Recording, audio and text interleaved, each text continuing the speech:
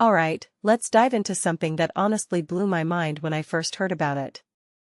Imagine this, a group of cyclists, 9 of them, pushing their limits to the absolute max, riding 1,000 kilometers in just 48 hours. Sounds insane, right?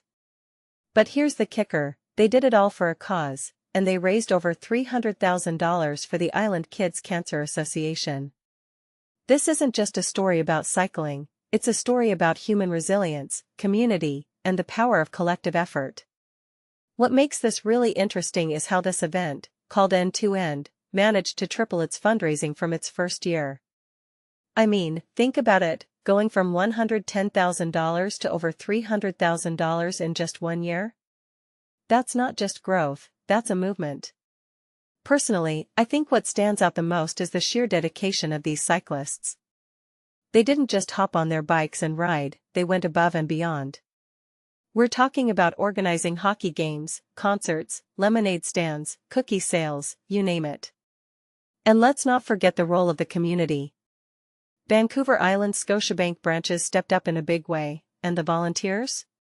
They donated their time and effort to keep operational costs ridiculously low, just $2,369. That's almost unheard of for an event of this scale. What this really suggests is that when people come together with a shared purpose, the impact can be massive. One thing that immediately stands out is the motto of End2End, Islanders helping Islanders. It's simple, but it's powerful. This isn't some big corporate fundraiser, it's a grassroots effort driven by people who genuinely care about their community. And the fact that nearly all the money raised goes directly to the cause? That's rare. Most fundraisers have overhead costs that eat into donations, but here, even the expenses were covered by specific supporters. From my perspective, this is a blueprint for how fundraising should be done, transparent, community-driven, and hyper-focused on impact.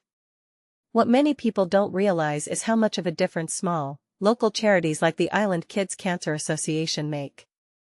They're on the front lines, providing financial aid, mental health support, and other critical services to families dealing with childhood cancer.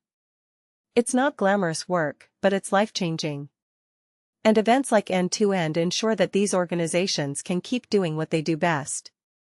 If you take a step back and think about it, this is about more than just money, it's about giving hope to families in their darkest moments. Now, let's talk about the cyclists themselves. Riding 1,000 kilometers in 48 hours is no joke. We're talking windy conditions, dark nights, and battling fatigue every step of the way. These aren't just athletes, they're everyday heroes. What makes this even more impressive is that they did it as a relay team, 9 people, each pushing themselves to the limit for a shared goal. In my opinion, this is a perfect example of how individual effort can multiply when it's part of something bigger. A detail I find fascinating is how the organizers are already looking ahead to 2027, aiming to beat this year's record.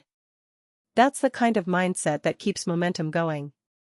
It's not just about celebrating success, it's about building on it. This raises a deeper question: how many other communities could replicate this model? Imagine if every region had its own version of End2End, tailored to their local needs. The potential for impact is staggering.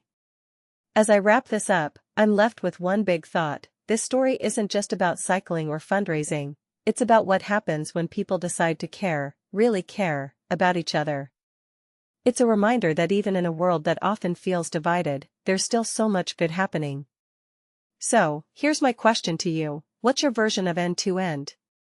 What cause could you get behind, and how could you rally your community to make a difference? Let me know in the comments, I'd love to hear your thoughts.